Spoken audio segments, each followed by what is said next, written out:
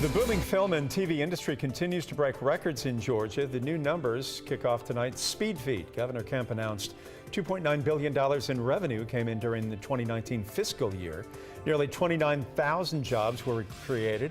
All this success despite multiple projects threatening to leave Georgia over the so-called heartbeat abortion law. The revenue represents a $200 million increase from the previous year. Georgia is considered one of the top filming locations in the country, with 399 productions filmed in the 2019 fiscal year, thanks largely to the state's tax breaks for production companies.